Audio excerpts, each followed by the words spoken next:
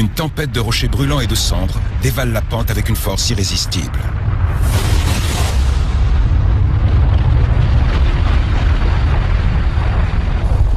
Voilà ce qui se passe lorsque les forces des profondeurs de la Terre entrent en activité.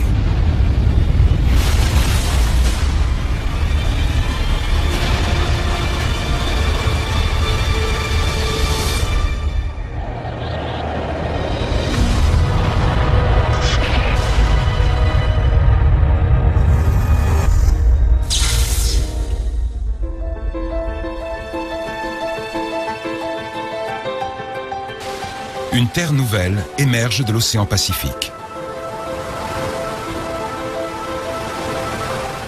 Les entrailles furieuses de la Terre s'élèvent au-dessus de la mer.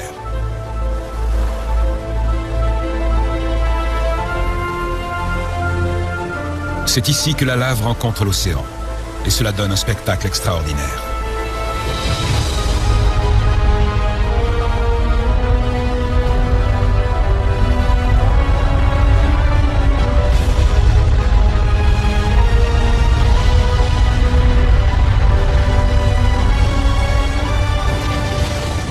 Dans ces lieux, les scientifiques peuvent observer directement la puissance de notre planète. Le géologue Ken Hon suit la formation de nouveaux paysages.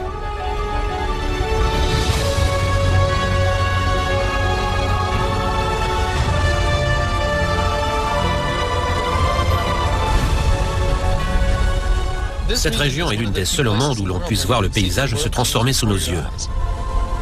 Il y a quelques mois, cette terre où je me trouve n'existait pas. C'était juste une falaise à pic au-dessus de l'océan. C'est une réelle dynamique.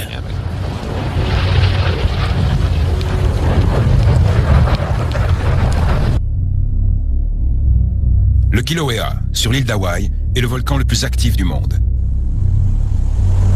Il est né d'un point chaud du magma en fusion situé à 65 km sous la surface de la Terre.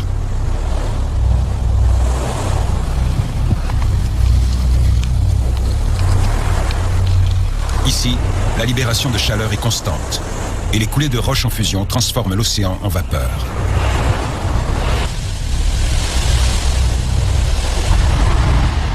Ce n'est pas de la vapeur comme celle que l'on trouve dans une cuisine. L'eau entre en contact avec la lave à plus de 1000 degrés. Et la vapeur est donc extrêmement chaude et très explosive.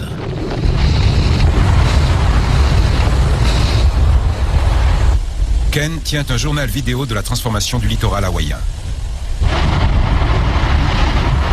Afin de capturer le moindre détail de l'action, il filme au ralenti. En général, ce que l'on filme ici nous aide à voir des choses qu'on ne voit pas à l'œil nu.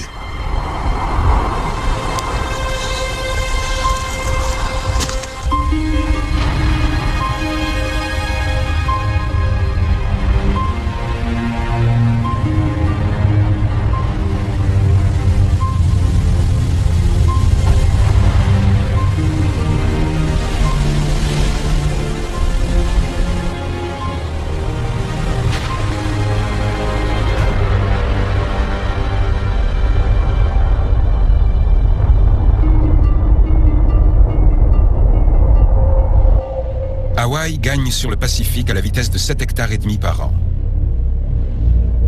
Ici, les volcans sont très actifs, mais font peu de victimes. C'est une situation rare.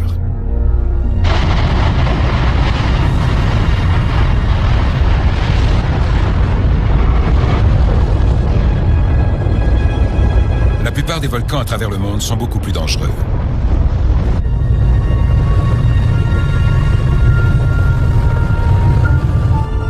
Les volcans qui ont une activité fréquente sont moins dangereux que ceux qui restent endormis pendant des siècles et qui accumulent ainsi une énorme pression.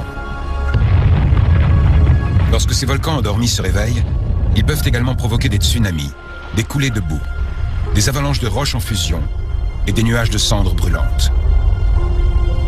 À travers les siècles, ces éruptions explosives ont fait d'innombrables victimes.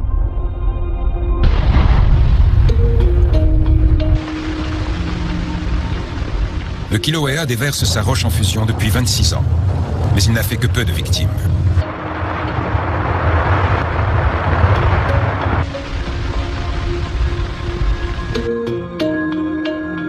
La lave de ce volcan est constituée en majeure partie de basalte, qui durcit en refroidissant pour se transformer en une croûte noire.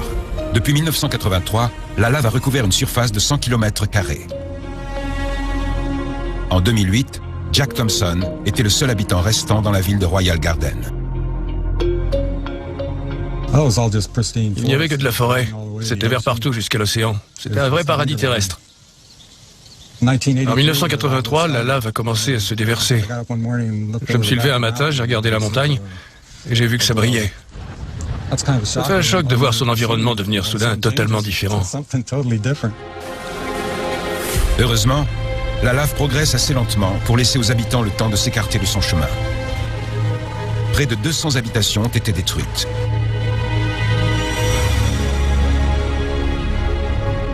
Jay Robinson, garde forestier, a été témoin de cette destruction qui se poursuit encore aujourd'hui. 200 bâtiments ont été détruits dans cette éruption qui a toujours lieu.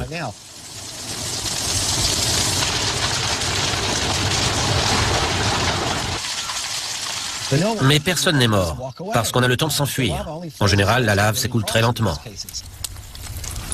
Les flancs du Kilauea sont en pente douce. Et la lave s'écoule sur le côté, refroidit rapidement, puis ralentit. Même si la lave du Kilauea semble dangereuse, elle ne fait que peu de victimes.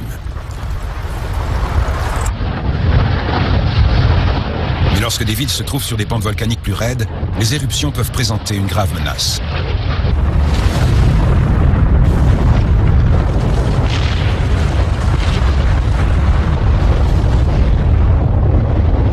Ceux qui vivent sur ce genre de volcan doivent savoir si la lave refroidira rapidement et s'arrêtera, ou si elle restera brûlante et continuera à couler.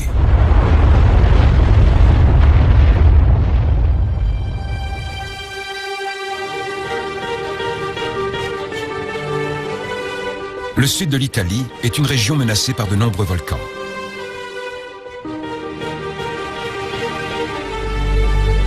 En Sicile, l'Etna est le plus gros volcan d'Europe et le plus actif. Il est entré en éruption 4 fois depuis l'an 2000. Lorsque cela se produit, les coulées de lave détruisent tout sur leur passage.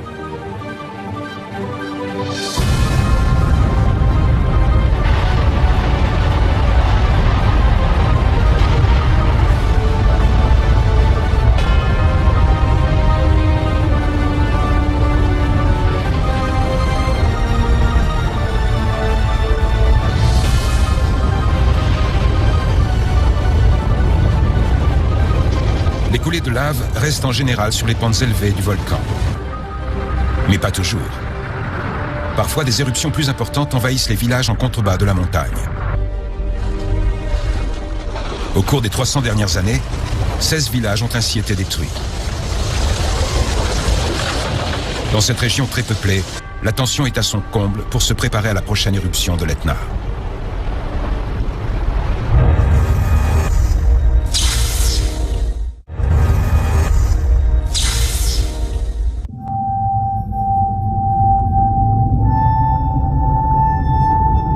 L'Etna, le plus grand volcan d'Europe, représente une menace pour plus d'1 million de personnes.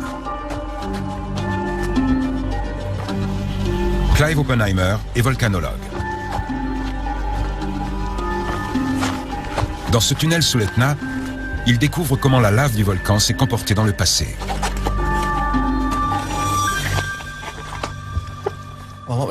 On observe ici le mur solidifié de ce tunnel de lave. Il s'est formé il y a 400 ans, et on peut se rendre compte de la consistance de la lave à l'époque. Elle était tellement liquide qu'elle coulait du plafond. On voit ici une petite goutte de lave. Tout cela nous montre que la lave était extrêmement chaude et très liquide. Même si la lave est isolée par ce tunnel, elle reste brûlante, liquide et très dangereuse.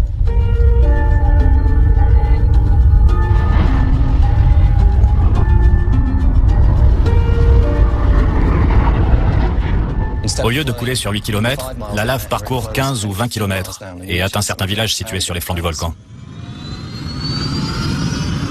Clive veut savoir si des coulées de lave se dissimulent sous la surface des flancs du volcan.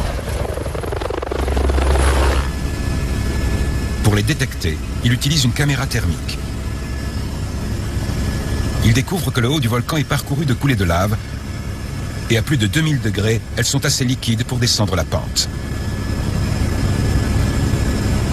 Ces éruptions constantes libèrent la pression présente dans la chambre magmatique sous le volcan.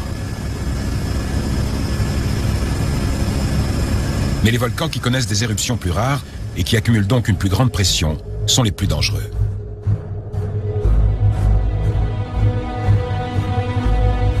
S'élevant au-dessus de la ville de Naples, très peuplée, voici l'un des volcans les plus dangereux au monde. Lors d'une éruption il y a plus de 1900 ans, le Vésuve a enfoui la ville de Pompéi sous des tonnes de cendres et il a fait 2000 morts.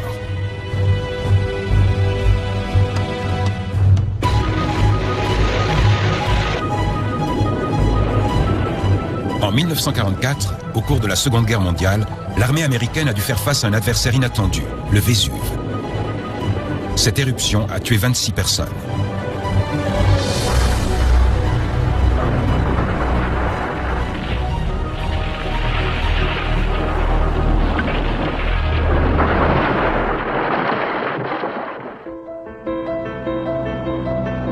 Le Vésuve est endormi pour le moment, en attendant sa prochaine grosse éruption.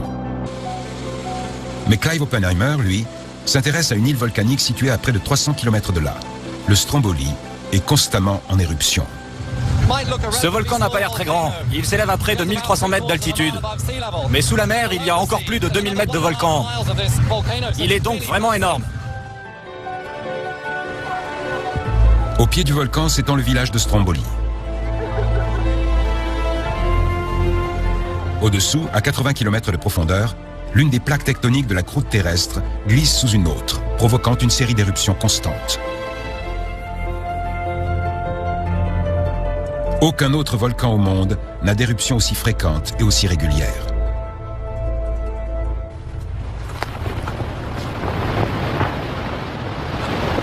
Clive Oppenheimer étudie les gaz volcaniques afin de mieux prévoir les éruptions. Sur le Stromboli, une source constante de gaz provient du magma en profondeur.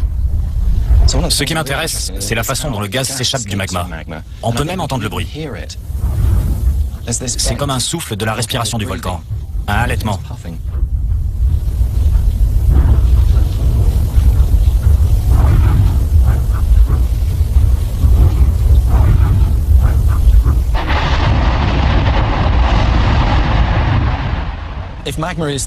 Si le carburant du volcan, c'est le magma, alors le détonateur, c'est le gaz qu'il contient.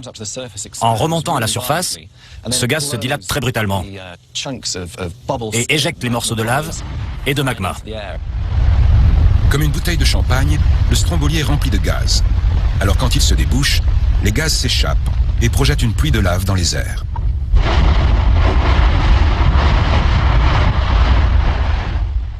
Lorsqu'on voit ce genre d'activité se produire, il est impossible d'imaginer un moyen de vraiment contrôler les volcans. Mais on peut essayer de comprendre leur fonctionnement et d'utiliser ces informations pour prévoir les éruptions. Clive se sert d'un spectromètre pour analyser les gaz volcaniques, qui lui indique la profondeur à laquelle se forment ces bulles explosives.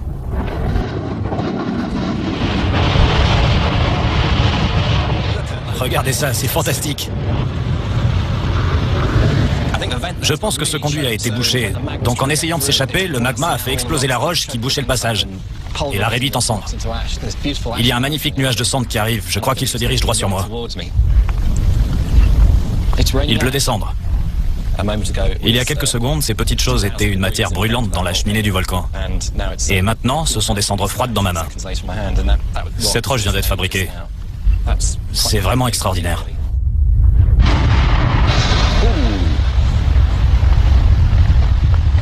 Là-bas, une autre explosion. On ne peut pas s'empêcher de ressentir quelque chose émotionnellement quand tout notre corps vibre à cause de l'onde de choc. Mais ce n'est qu'un tout petit élément de l'énorme arsenal des volcans actifs de notre planète.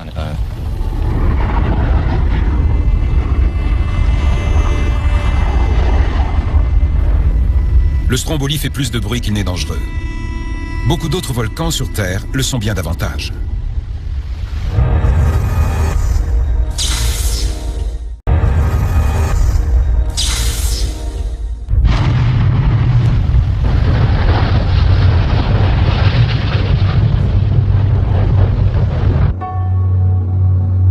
Lorsque la pression accumulée pendant des siècles sort brutalement de terre, le paysage est complètement transformé.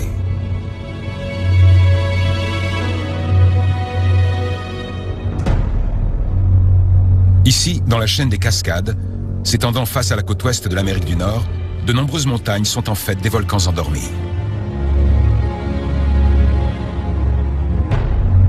Lorsque l'un d'entre eux a fini par se réveiller, ça a été l'une des plus importantes éruptions volcaniques de mémoire d'homme.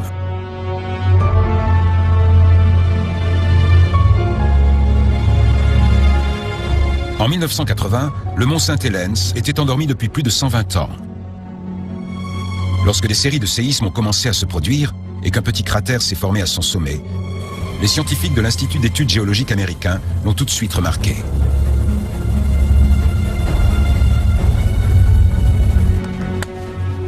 Richard White était l'un d'entre eux. Les géologues qui travaillent sur ces volcans font preuve d'un certain fatalisme. On sait tous qu'en travaillant autour d'un volcan au bord de l'éruption, on court un risque. David Johnston, un collègue de Richard, était aussi sur la montagne. David Johnston était monté sur cette crête à 400 mètres d'ici et il surveillait le mont Sainte-Hélène pour un rapport officiel. David s'était posté en face du flanc nord du volcan pour surveiller une bosse inquiétante. Le même jour, un photographe amateur, Keith Ronholm, atteint un point panoramique d'où il voit lui aussi la façade nord du volcan. Nous voici à l'endroit où je me trouvais en 1980, à une quinzaine de kilomètres de la montagne. Je me sentais totalement en sécurité ici. Mais à 8h30 ce matin-là, le dernier d'une série de séismes provoque l'un des plus gros glissements de terrain de l'histoire.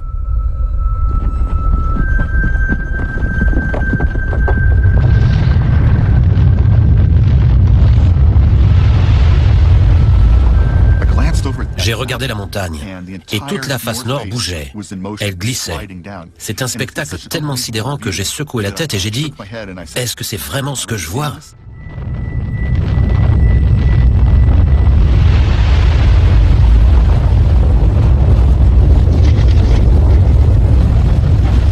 J'ai pris mon appareil et je suis resté là à prendre des photos. Sur la première photo, on voit toute la façade nord qui explose. C'était complètement silencieux. On n'entendait aucun bruit d'explosion, ni rien qui m'aurait poussé à fuir.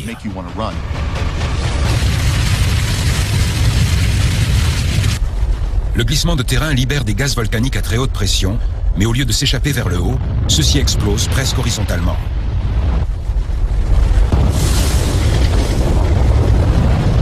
L'explosion traverse le paysage à près de 800 km/h et touche la caravane du géologue David Johnston.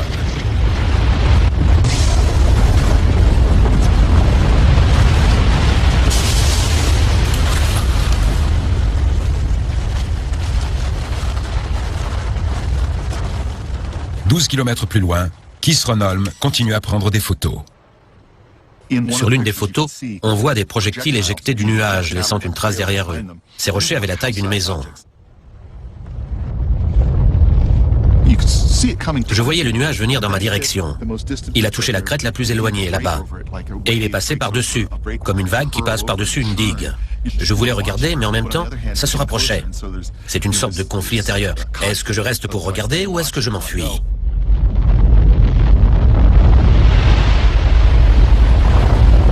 Keith Ronholm a eu de la chance. L'explosion est passée plus à l'ouest. Mais Danny Bausch, un pêcheur, avait installé son campement au bord d'une rivière et se trouvait directement sur le trajet du nuage. L'endroit était magnifique. Les oiseaux et les autres animaux étaient silencieux. Un vrai silence de mort. Danny Bausch se trouvait à 25 km de la montagne et ne la voyait pas. Il ne savait rien de l'explosion jusqu'à ce que le nuage se dirige droit sur lui. Le nuage est passé au-dessus de nous. Il était complètement noir et on ne voyait plus rien. Et quelques secondes plus tard, il nous a frappé de plein fouet. L'explosion a arraché les arbres. Je me suis retrouvé plaqué au sol, complètement écrasé. Et j'ai commencé à ressentir mes brûlures.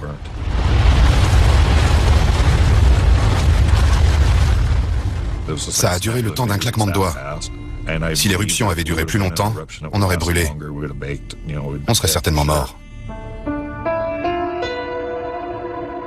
Danny Bausch se trouvait juste assez loin de l'explosion pour s'en sortir avec des brûlures au 3e degré. Mais 57 autres personnes n'ont pas eu cette chance. En survolant le site, le géologue Richard White le découvre. Tout a été anéanti à perte de vue. et près de 400 km² de forêt ont été soufflés par l'explosion.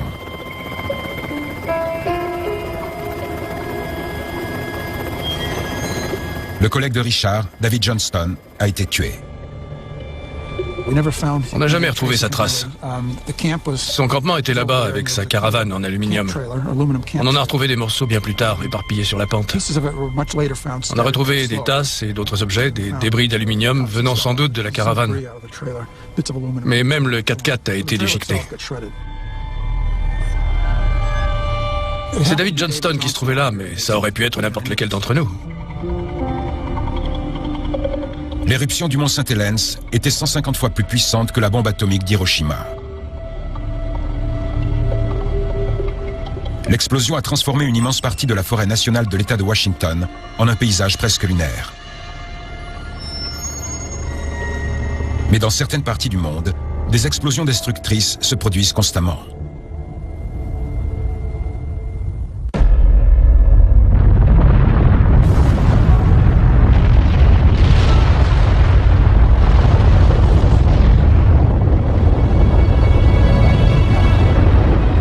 Les explosions volcaniques sont dévastatrices. Mais les volcans ont d'autres moyens de tuer. En 1995, une éruption a eu lieu dans les Caraïbes, sur l'île de Montserrat.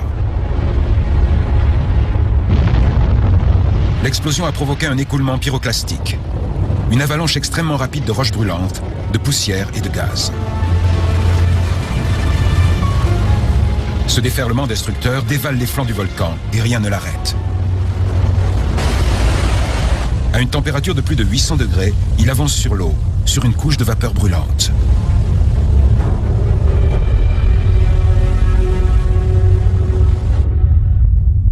Nous sommes au Japon en 1991. Après être resté en sommeil pendant près de 200 ans, le volcan du mont Hunzen s'éveille.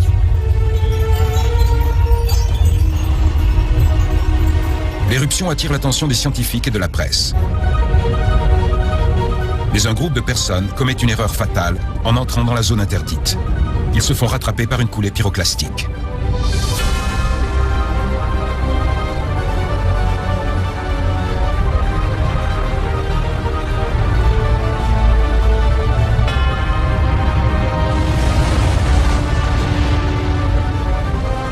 « 43 personnes sont mortes les poumons brûlés par les gaz volcaniques.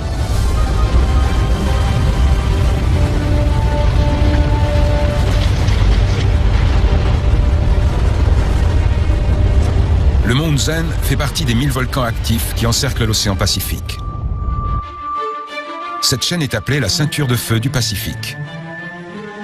Les volcans se forment au-dessus de zones de subduction où les plaques océaniques immergées pénètrent sous les masses continentales.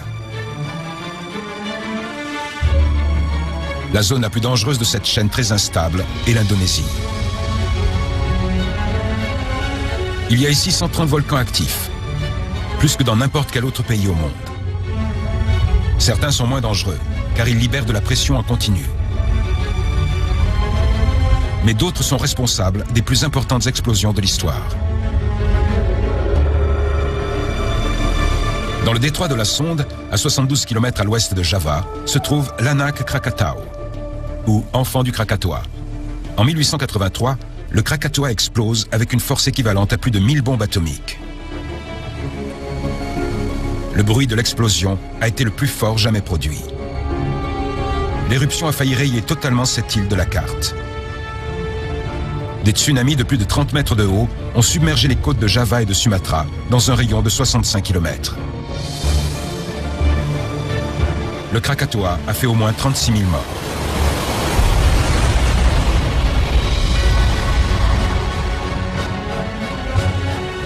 Dans les années 1920, les géologues ont observé un nouveau volcan, l'Anak Krakatau, né du Krakatoa émergé de l'océan.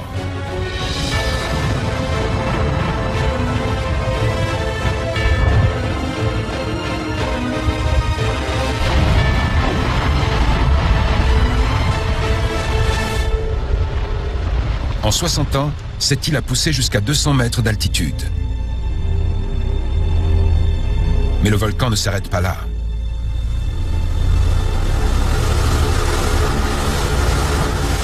Mike Ramsey, géologue, est venu en Indonésie pour étudier l'Anak Krakatau, qui est aujourd'hui l'un des volcans les plus violents au monde.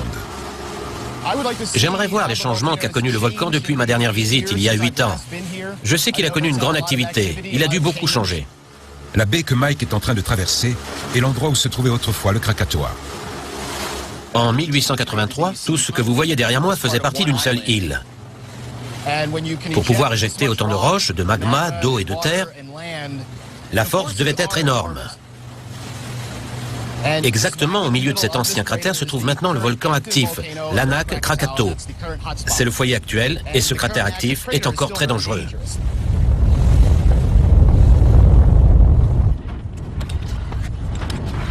Le nouveau volcan, l'Anak Krakatau, a poussé de plus de 300 mètres en moins d'un siècle. Depuis son sommet, l'étendue du volcan d'origine prend toute son ampleur. Ces îles autour sont tout ce qui reste de l'ancien Krakatoa, qui remplissait toute cette baie de 8 km de large.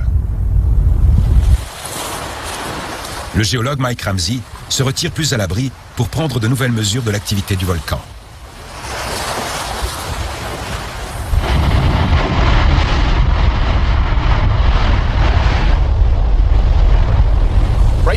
Là, le Krakatau fait une petite éruption, un peu comme le Stromboli.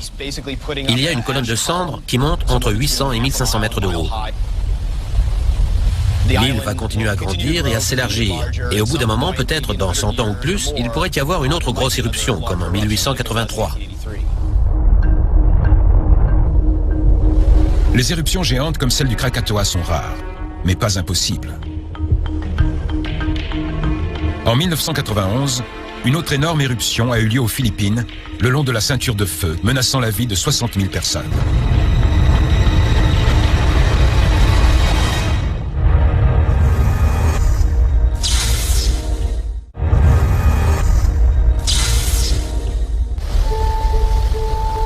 Le Pinatubo aux Philippines était resté en sommeil pendant 600 ans.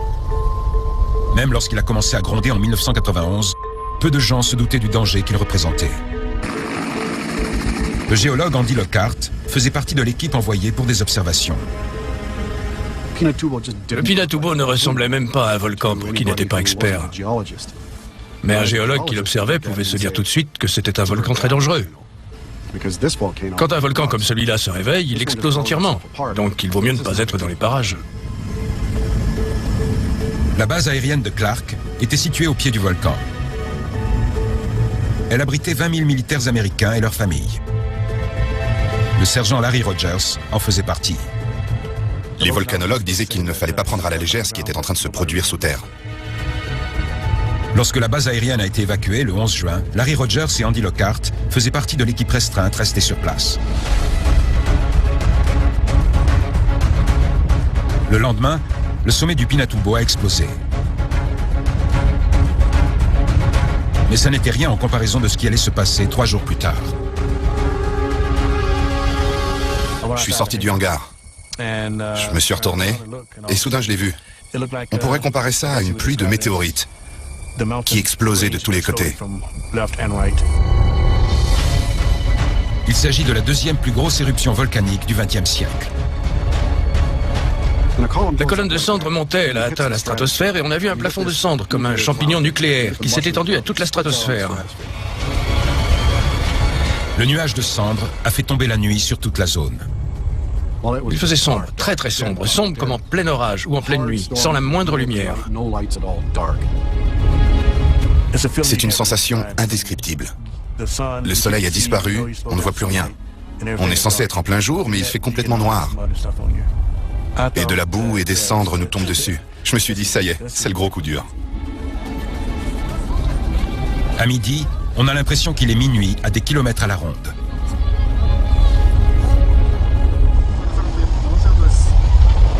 Les nuages de cendres d'explosions volcaniques peuvent bloquer complètement toute lumière du jour.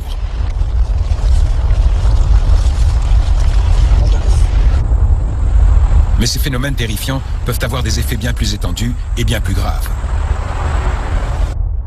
Les cendres de l'éruption cataclysmique du Pinatubo ont été projetées à plus de 30 km d'altitude dans la stratosphère. En moins d'un mois, les cendres ont fait le tour du globe terrestre. Les particules de cendres ont fini par s'étendre à toute la planète et ont reflété une telle quantité de rayons solaires dans l'espace que les températures sur Terre ont baissé pendant au moins 2 ans.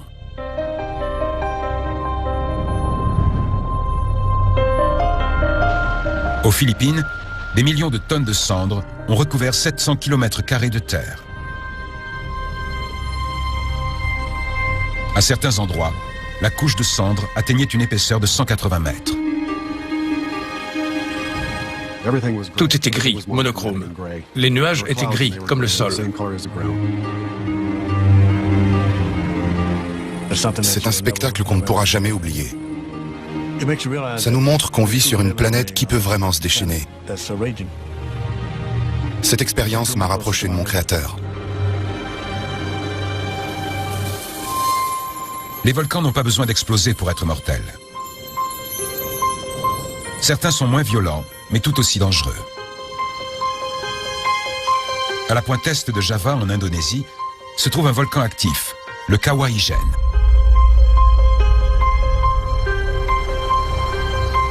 Clive Oppenheimer parcourt le monde pour mesurer les émissions de gaz volcaniques afin de prévoir les éruptions. Ce volcan ne ressemble à aucun autre dans le monde.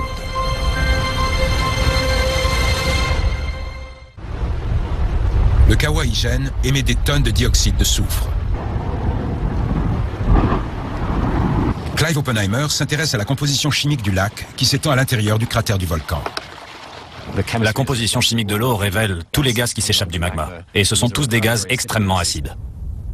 Le dioxyde de soufre n'est qu'un des gaz volcaniques qui rendent ce lac très acide.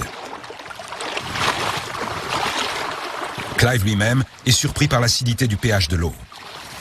C'est incroyable. Le pH est inférieur à 0. Même l'acide d'une batterie a un pH voisin de 3. La plupart des matériaux seraient corrodés par l'eau de ce lac, ou par les gaz présents autour des bords du cratère. Le métal rouillerait, et si on plaçait des capteurs ici, il ne durerait sans doute pas longtemps à cause de l'acidité. En plus d'être acide, l'eau du lac est extrêmement chaude.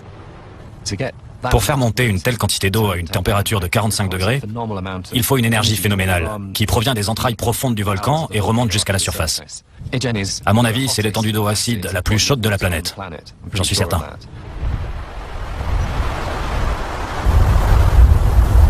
Sur les rives du lac acide, le dioxyde de soufre se condense dans des tuyaux enfoncés dans le flanc du volcan.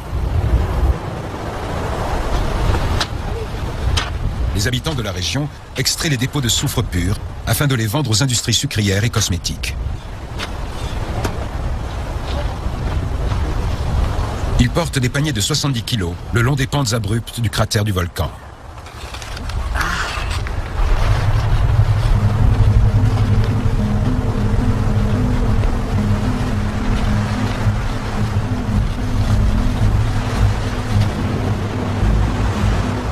Travailler dans un tel environnement, c'est extrêmement dur.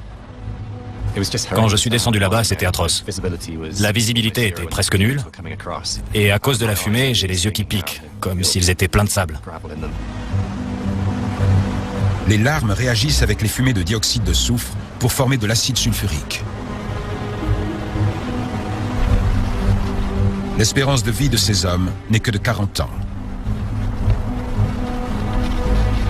Le Kawah Ijen fait partie des plus de 1000 volcans actifs qui, à eux tous, libèrent 10 millions de tonnes de dioxyde de soufre dans l'atmosphère chaque année.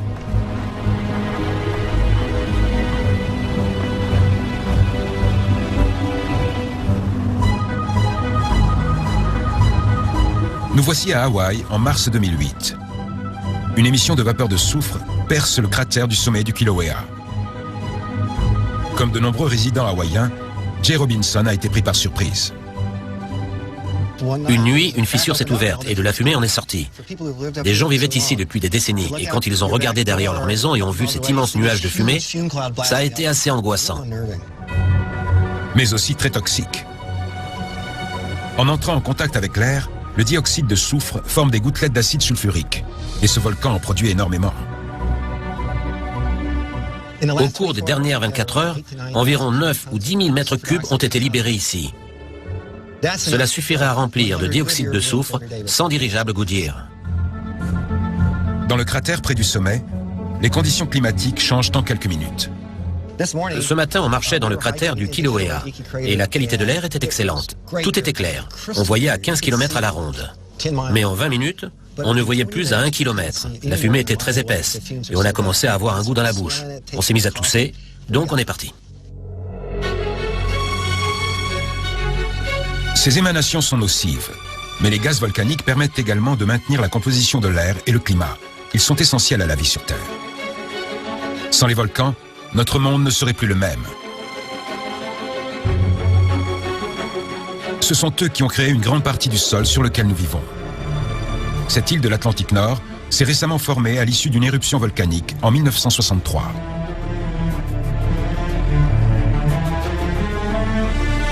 Et en mars 2009, une autre éruption inattendue s'est produite dans le Pacifique Sud, au large du royaume des Tonga.